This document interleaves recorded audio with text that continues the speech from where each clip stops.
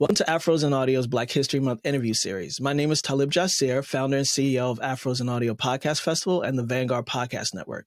I'm excited to spotlight 29 outstanding indie podcast creatives and professionals who answered the call to be a part of this series. My guest today is Angela Hollowell. Welcome and thank you for being here. How are you? Hey, how's it going? I'm doing good. Thank you so much for having me. Absolutely. Thank you so much for being here. So I want to just start out first with giving our listeners a bit of an overview of Honey and Hustle. What inspired you to focus on creative entrepreneurs and nonprofit founders, specifically in North Carolina? That's a great question. So Honey and Hustle was started in 2020, March 2020. We were a pandemic podcast.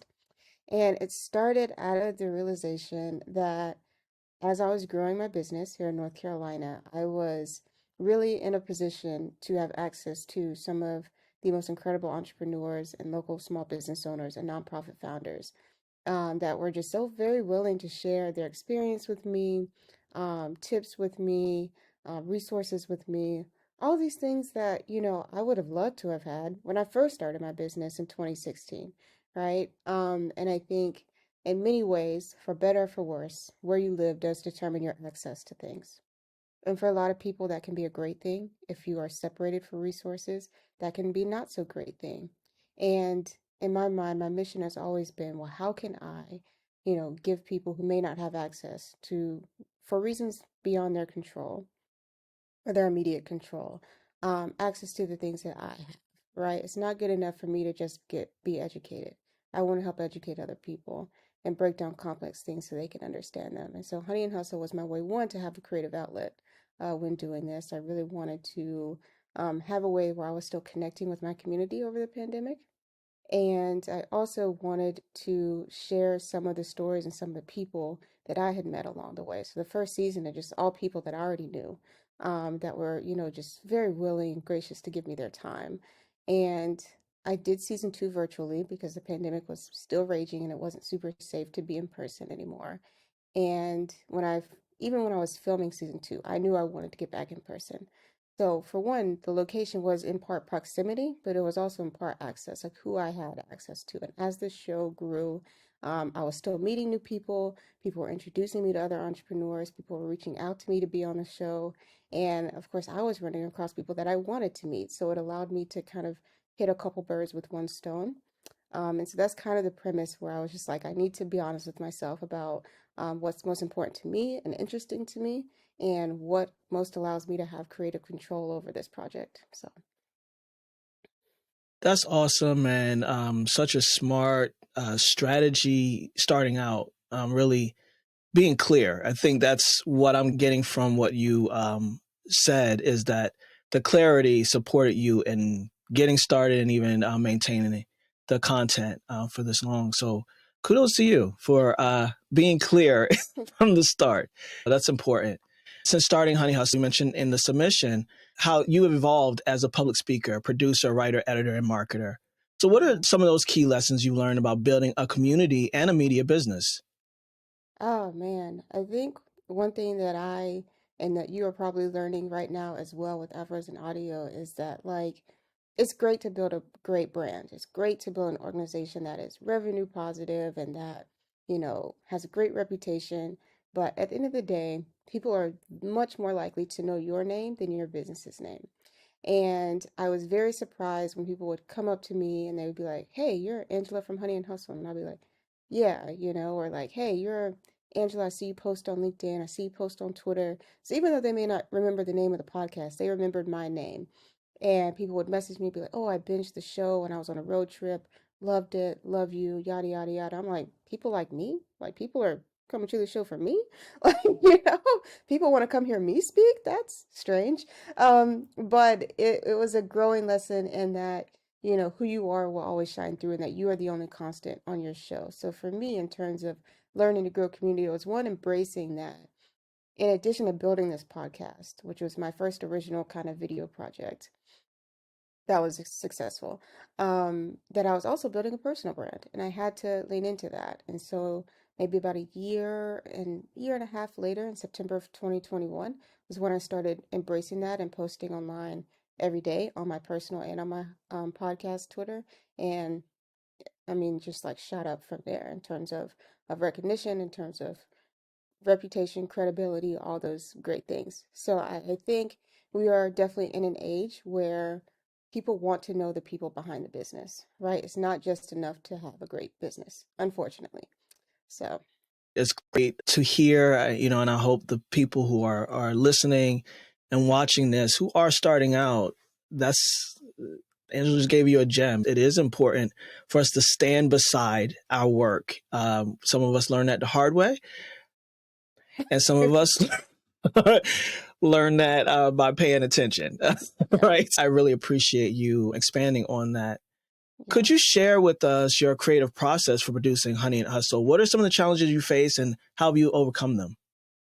The main challenge I face really is having the right tools for the job, having the right people for the job to make the show as incredible as it can be.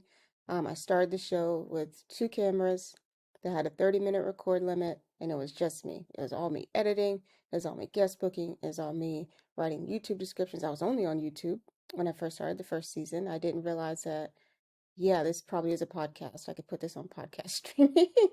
Um, and it was just all me from beginning to end, from idea to marketing to everything. And as I grew, I was like, yeah, this isn't sustainable. I'm going to run myself into the ground. And if I want to do this at the quality that I envision, it's going to take more than just me, and it's going to take better gear, more robust gear, and better processes. So it really started with me mapping out an SOP for the show, like and creating a timeline for each season. So for season two, season three, and now season four, I created a workable timeline that I could kind of work within. And it's gotten more intentional each season. I think the show format has evolved and grown each season. Super excited for people to see season four. And I think the quality is definitely going to be taking a step up here in season four. And it has grown each season as we've reiterated, we've tried different things, we've tried different locations, we've experimented with a hybrid show, half in person, half virtual. And we've played around with different things. And I think that's the key part to keeping it fun and to keeping it going because it can be discouraging at times when maybe you're like, well, why isn't my show at 100,000 downloads yet? Why isn't my show at 50,000 downloads yet? Why isn't my name in NPR radio yet? Like, all these arbitrary accolades we think we're supposed to have. And I think the best part about podcasting and YouTube and creating and all this stuff is that you get to do it on your own terms, right? And you get to play around and you get to try different things. And if one thing doesn't work, that's okay. Nobody's gonna remember anyway. Five people saw it. So like, you can just try something else. And like that's cool. And you can have fun with it. And you can have fun collaborating with other people and just making stuff that you enjoy and that hopefully other people like. That's awesome. And I heard a few things in there that I wanted to explore a little bit. It sounds like you brought a bunch of transferable skills into this project, meaning that you had some professional understanding of how to create something and have a strategy and a plan around it. Can you speak a little bit about that? Yes, and I want to be the first to say this because I know somebody's going to bring it up.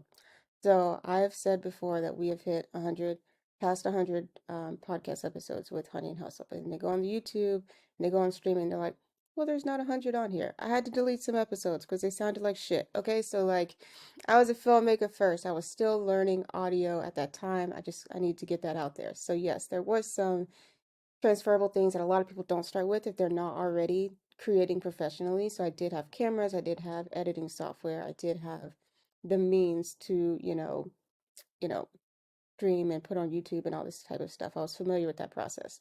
But there is definitely a learning curve even there. I'm not a graphic designer. I had to figure out thumbnails. I had to figure out my show cover art that has done many iterations, I had to figure out audio, everything about audio, editing audio, recording audio, for more than one person, not just more than one person, three people, four people at a time.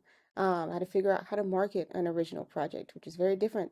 Well, not really that different, but in my mind, it's very different than marketing a client project because you're doing it, essentially in the way that they want, in the way that they feel is right. But then when it's your project, it's like, well, what feels right to me? What feels right for this brand that I'm building? What feels right for that? Um, so there was some learning curves there all around, but I think again, as I'm still creating professionally, I'm still a filmmaker, I'm still a documentary filmmaker. I've grown a lot in that sense and have a team now for that as well. And so I kind of grew at the same level. But it's almost like I tell people this sometimes. It's like if you're an NBA player, right? But you only play basketball when it's a game, then you're never going to be good. You know, NBA players practice all the time. And for me, the podcast is practice. It's a practice in creativity. It's a practice in learning. It's a practice in creativity. It's a practice in interviewing. It's a practice in all the things that I use in other areas of my life. Absolutely. It's something that is necessary. Experience and experiment. That's how Yeah. we get where we're going, right? And a lot of people aren't um, willing to do the experiencing and experimenting to get to wherever they're going. There is that we can't skip steps, unfortunately. Yeah. As a life coach, I have to tell people that often we cannot skip steps, Yeah. right? You kind of got to go through all this experiencing and experimenting as you go. And so another thing I wanted to explore from your previous answer was how you decided. What was there a catalyst for you saying this can also be a podcast, or was it just an organic direction? I think it was two things. So, I started a podcast Twitter pretty much immediately. I knew I wanted to have a second platform for that.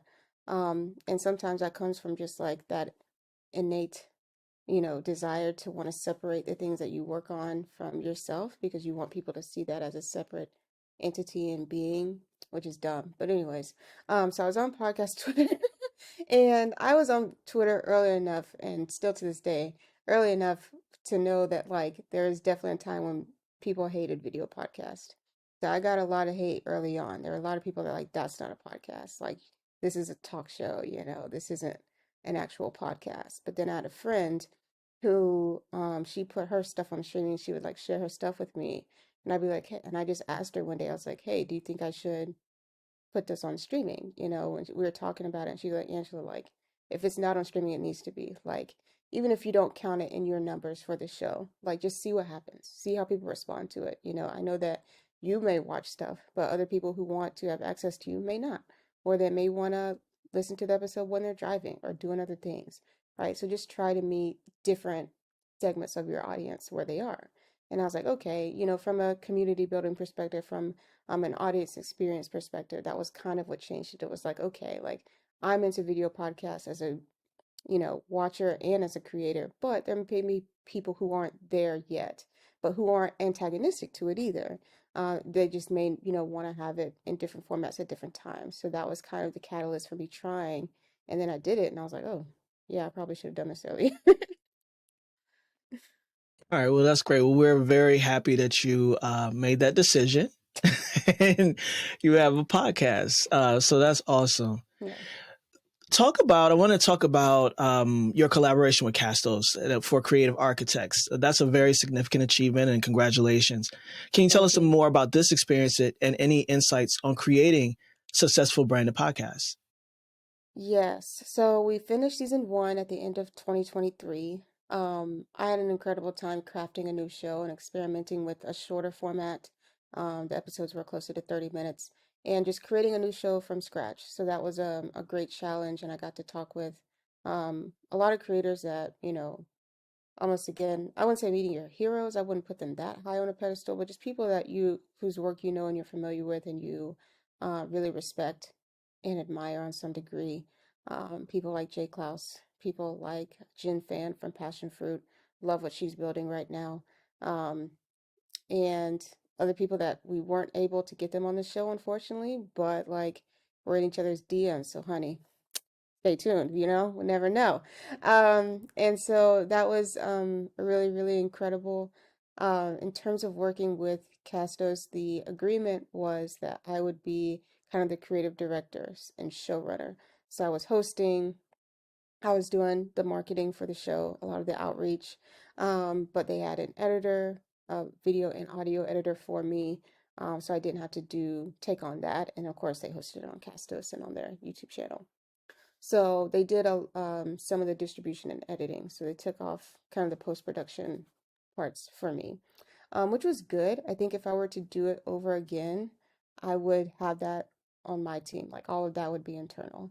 Um, and when it comes to creating a new show for a brand, um, I think I would be a little more adamant about the brand being involved in the marketing, because there was a lot of difficulty with me introducing a new show to my audience, right? Like I feel like my audience kind of caught onto it a little bit late. They're like, okay, like still a podcast, still video, but it's not Honey and Hustle. So like what's going on here? What's different about this show? Why should I watch it? Who is it for? And have a lot of creative entrepreneurs that follow me, yes, but not on a national scale in the way that that show probably would have benefited from. A lot of my audience is North Carolinian, it is Southern. So like you're Virginia, you're South Carolina, you're Georgia, you're Texas. That area is probably the bulk of my Honey and Hustle audience, and by extension, online audience. So, in terms of the versatility of the network, I think I struggled a little bit there.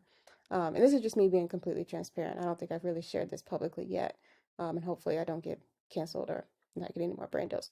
But I mean, it it makes you think about, okay, like if I'm gonna do this again, or if I'm gonna do a season two, like what does this have to look like in order for me to consider it successful, which is not something I actually necessarily thought about when I got the show, right? I was like, what could I do to make it successful for them?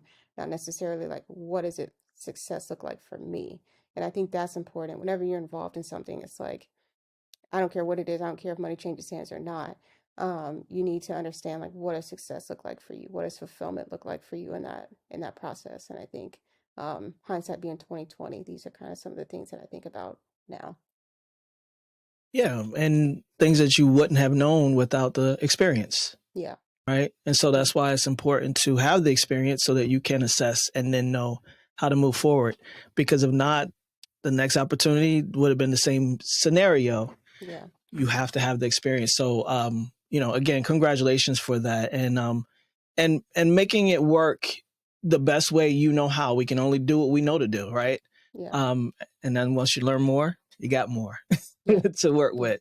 So that's awesome. I'm really happy for you that you were able to gain that experience and now understanding of how to Yeah. move forward. Yeah. Um, yeah. So you mentioned in the submission the importance of embracing one's unique identity as a podcast host. Could you Mhm. expand on this and offer advice to aspiring hosts on how to make their show stand out? So I'm going to come at this from two perspectives, one of which being, at the time of this recording, it's the beginning of January 2024. I will turn 30 at the end of January 2024. So there have been a lot of reflections throughout my year 29 about who I am critically and existentially. And I don't mean that from like a everything is wrong, I need to go to therapy. I'm already in therapy. That's not the issue. What I mean is that, when you think critically about who you are, I think you also have to examine if who you are matches up with who you want to be, if what you're doing matches up with what you want to be doing, and what are the gaps that exist from that you need to bridge in order to have those things align, right? I think I'm doing great. I think life is great. I also think I'm barely scratching the surface of my potential.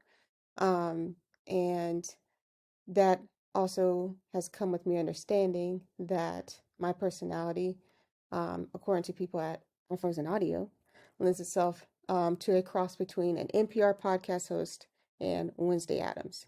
And that is probably not something you see in popular media right now.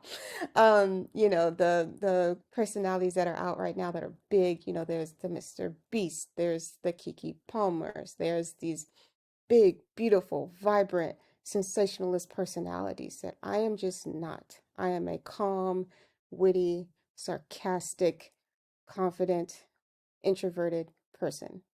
But that is who I am. And there's already people that have gravitated towards that. And I'm not doing myself or anyone else's service of any kind by not leaning into the fact that I am a Southern woman from Alabama living in North Carolina who is a full-time creator at the age of 29 and who does not plan on slowing down anytime soon. So I think for other people who are thinking about, well, what do I have to say that anybody would give a shit about? It first comes to, I care, right? And if one person cares, it's very likely that somebody else cares.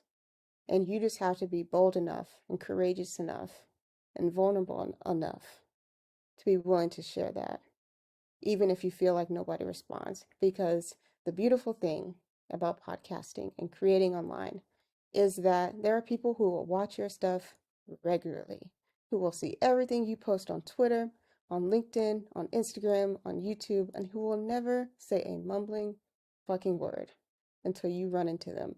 And then they will be telling you one thing you said that you thought nobody watched or heard changed their fucking life. And you know what? That is the best feeling in the world, right? And sometimes it feels like you'll never get there. Sometimes it feels like you're throwing stuff against the wall. But the reality is, you just need to learn how to get better at packaging what it is you want to say and understanding how to meet the needs of your audience, if that is what you want to do. I loved all of that answer. I'm not saying nothing behind it. It was great. That's Thank you. awesome. So, how do you balance your professional creative projects with personal time, especially enjoying nature and socializing with friends? Something that I'm also, well, I don't know how deep you are into nature, but I'm an outdoorsman. I have certification, so I facilitate camping trips for young people and stuff like that. Mhm. So maybe we share that love of nature. But you said I am a full-time creative. Yeah. So talk about the balance that you create for yourself. There have been years where there has been absolutely zero balance, and I have been 100% okay with that. Then there have been years like 2023 where I took a 6 week break consecutively, which is the biggest break I've ever taken. And I loved every minute of it. And I went to concerts as a fan, not as a photographer, not as anything else, just a music fan, which I am. I went on hikes. I did the Community Santiago a second time in Spain. I went and I was not drunk. I was slightly inebriated in Barcelona. You know what I'm trying to say? I had a great time. Okay, I enjoyed the last year of my 20s, even though I was thinking, like Wednesday Addams. But and I say this like, I think people underestimate how much that balance, whatever the balance is for you, is going to fluctuate. And for me, I've been okay when the time has come for me to really dig deep and be focused and be singular and obsessive in nature. That was another Wednesday Adam reference. Um, about growing the business, right? And then I've also been deeply focused, intentional, thoughtful, less chaotic than normal when it comes time for me to realize and understand that I'm a better creator because I have rich relationships in my life. And I can't tell people when that balance is going to come for them, but I can also say that, like, you can't expect to always have a balance that is, maybe 33% business, 33% family, friends, 33% yourself. Um, that's just not how it works long term for longevity. You have to have periods of obsession. You have to have periods of intense focus. You have to be consistent no matter what the balance is. So, um, that's my um, unbiased opinion. Great opinion. I love it. So there was one other thing that I wanted to talk to you about besides your podcast, and that's your newsletter, and that you are focusing on growing your newsletter community. How does this integrate with your podcasting efforts, and what strategies have you found effective for community engagement? Oh, you asked a great question. So, Honey and Hustle is, of course, a video podcast, and like most things, obviously, I'm late on the newsletter situation, okay?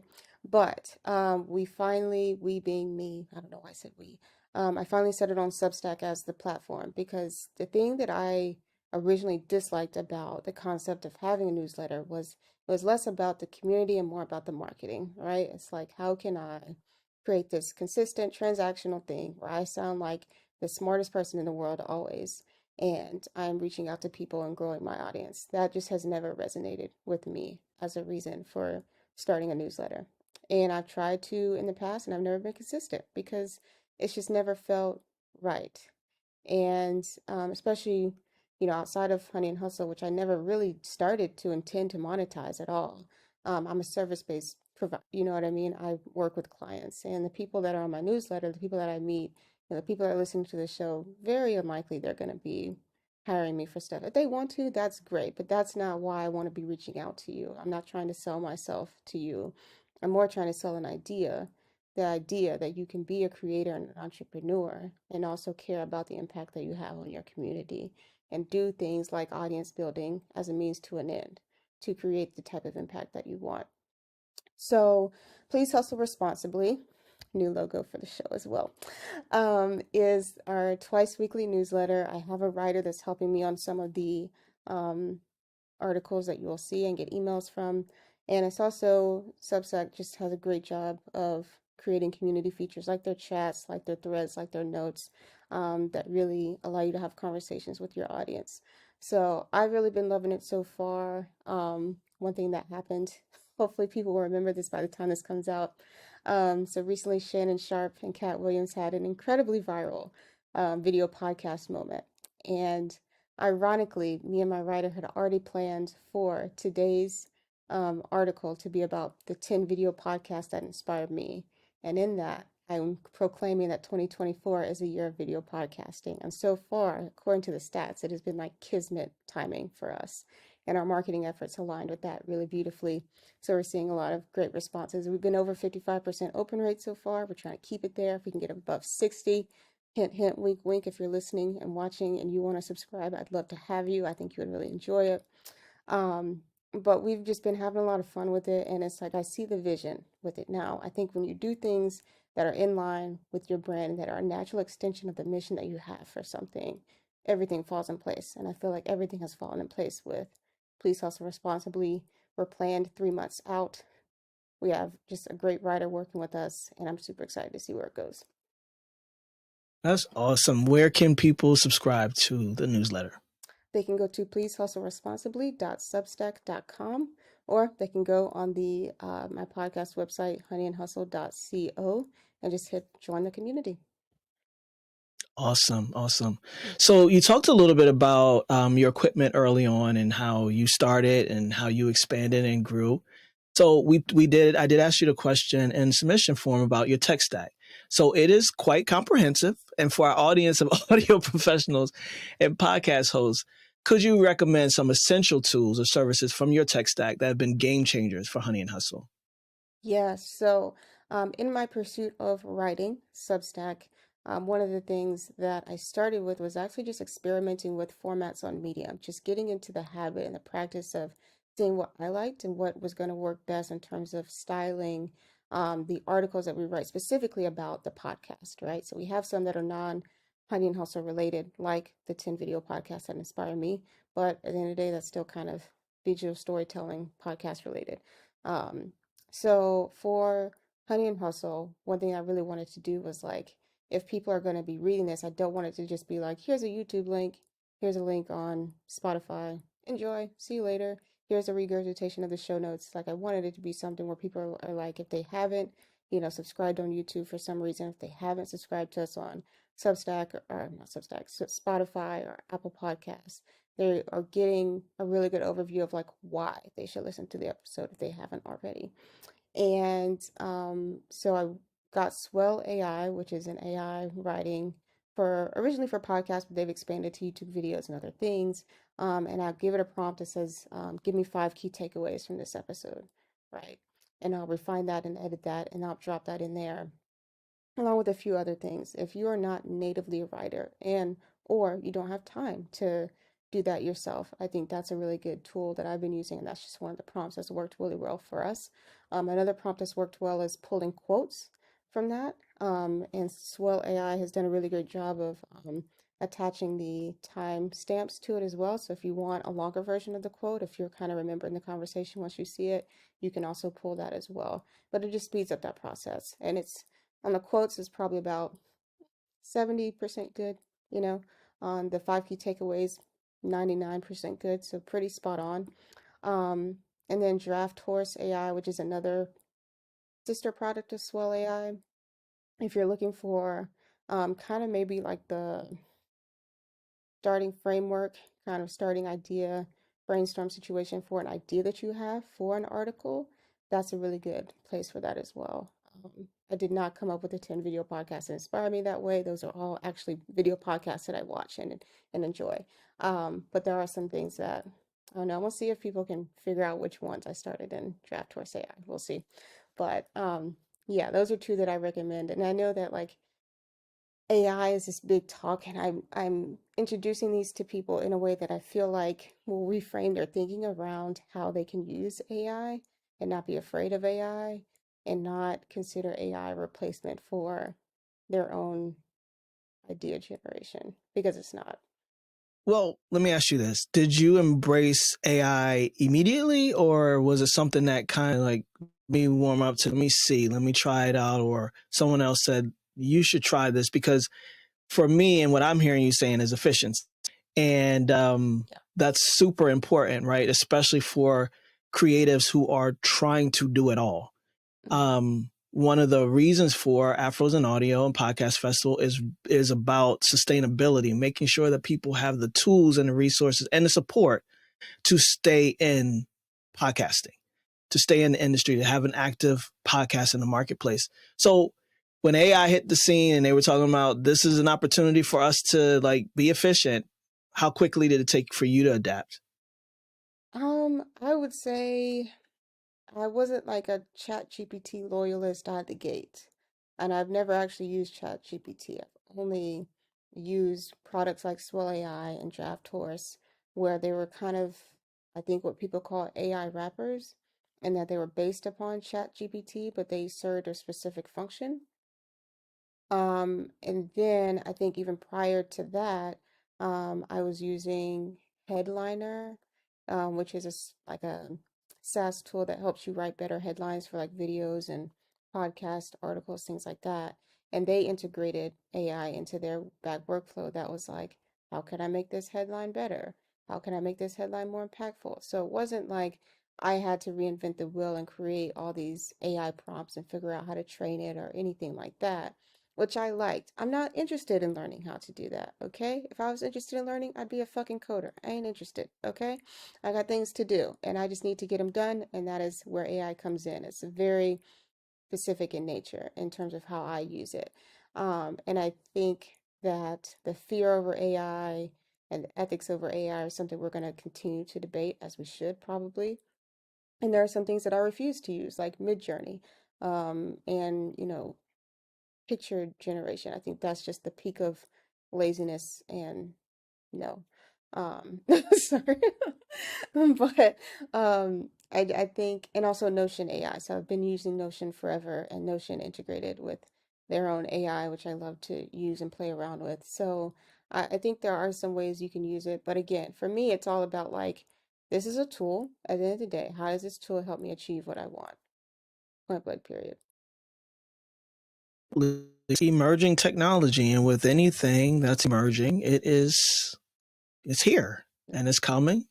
And what I love about what you said, Angela, too, is that you have decided, you've chosen what it is that you want to. You don't have to adapt everything. You don't have to use every output that comes out of it. You can refine it. I'm a writer. So when I use AI and it spits out something for me, I think I'm a better writer than AI any time of the day. Right. And so I'm never going to put out what AI has provided me without and I've already influenced it in a way as well, but it's still, I'm like, no, I wouldn't. What is that? Yeah. So there is an opportunity for us to use this technology that benefits us and be discerning. Like, what do I need it for? I don't need it for everything. I actually love doing this part of the process. So what don't I love that I can pass off to Yeah. AI? That's really important. So thank you for sharing that. So you've attended the Afros and Audio Podcast Festival, and you're a member of the Black Podcast Association. How have these experiences, if at all, I know this was your first year at Afros and Audio, but how have they influenced your podcasting journey so far? I was so nervous to speak at Afros and Audios. And I did Black Pod Festival before that. So nervous, but so rewarding. Like when I tell you, I thought I was gonna have like two people in that room at Afros and Audio, and I had what, 20 something? It was wild, and the engagement was beautiful. Black people are beautiful. I think sometimes we underestimate how important those in-person connections and relationships can be. And that was definitely the case for me. I think there was just so many connections that were made, so many collaborations that were done. Um, That's still to this day, still people that I talk to and hit up on social media and, have, toured around with some collaborations with people and how can we promote each other, and that's what you want. I think nobody wants to create alone. Even if you're a solo podcaster, you still want that community element. Afros and Audios definitely brought that 1000%. Feel free to use this in a commercial, okay? I'm a walking billboard. So and the talks are super informative, and it was a nice surprise to see Carrie Willis from Hey Tai, which is a Black-owned news and media app. Um, and he's been on my show. We've talked and, still support him to this day.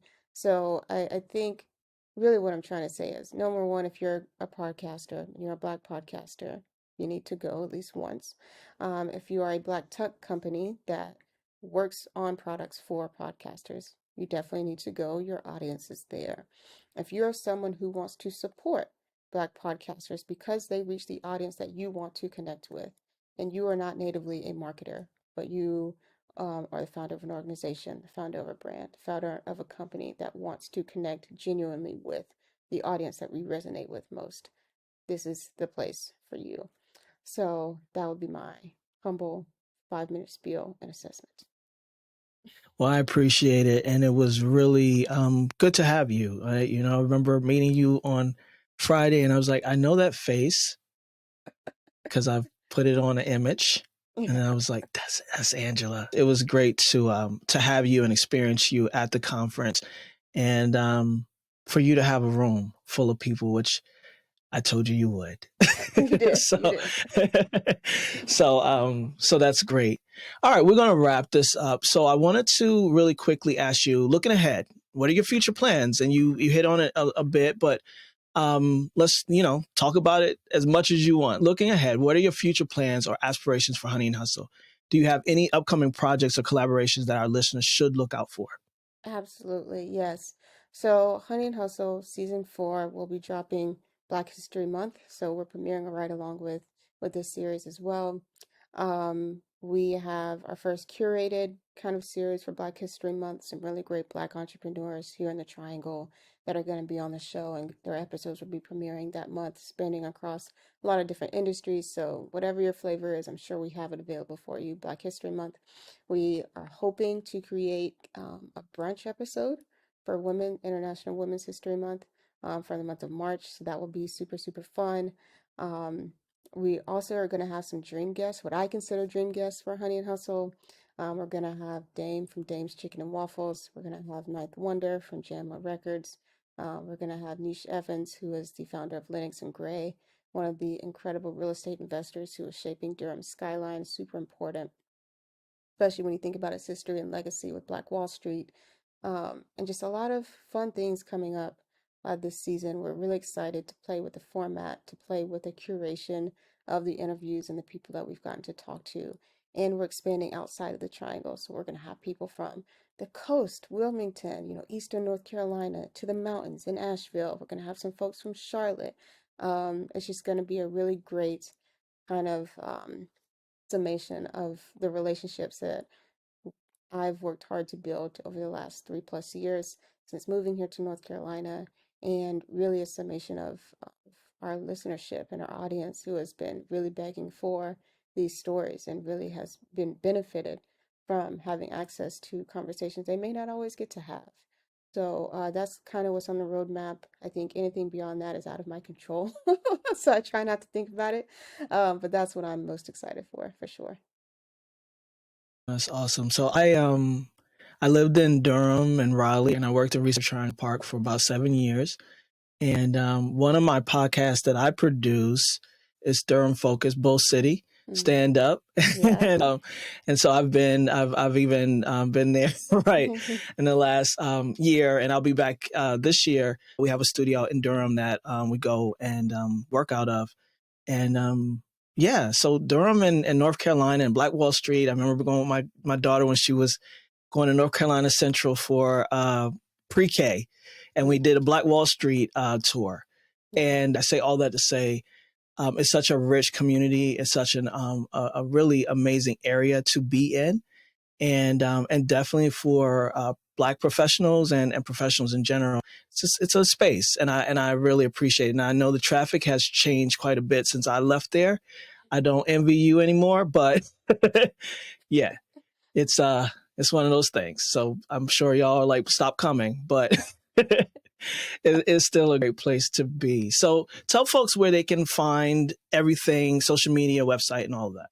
Yes, we just made some huge improvements to our website, honeyandhustle.co, not honeyandhustle.com. Very strange place. Don't go there.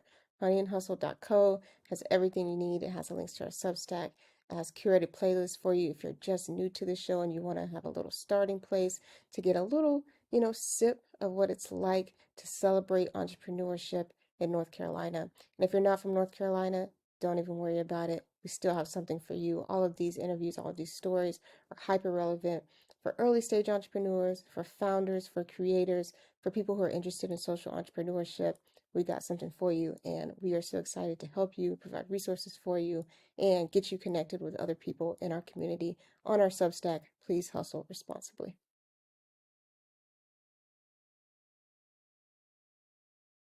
Did you mention your social media? Oh, yes. We're also on Twitter at Honey and Hustle, and you can connect with me on LinkedIn at Angela Hollowell. That's like a hollow well put it together, 4 L's, 1 W. That's me. All right. Well, it's been great having this conversation with you. It's one thing to have an opportunity to meet and kind of connect at the conference, but this doesn't get to happen. And so I'm always happy and grateful to be able to really connect with our community and get to know a little bit more about you specifically, because that's the most important piece, and the podcast, because that is the second important piece to especially what we're working in. So, so thank you for being here, and also thank you for being so open to this conversation. Yes. Really appreciate it. Yeah. So I'm going to close this out. You just stay right there for me, okay? Give a big thanks to our Afros in Audio and Black Podcast Association community for supporting our commitment for community and collaboration.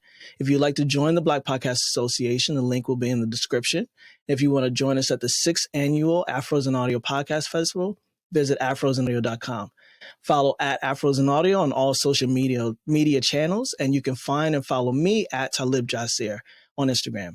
Thank you again, Angela, for being a part of Afros and Audio's Black History Month interview series. Really appreciate it. Thank you so much for having me.